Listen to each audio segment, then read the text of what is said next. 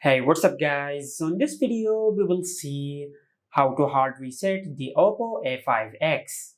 Now to do that, first of all, just press and hold the power button and the volume up button at the same time. Now once the power menu appears on the screen, just swipe down and select power off.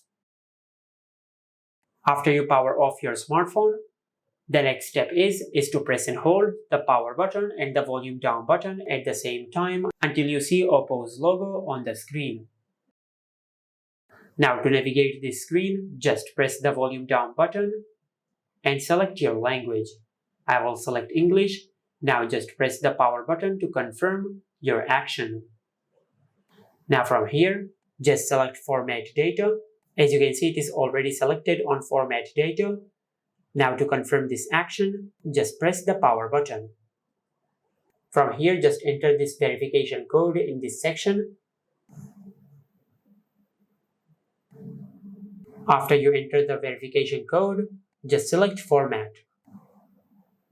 As you can see, data formatted, then tap on OK.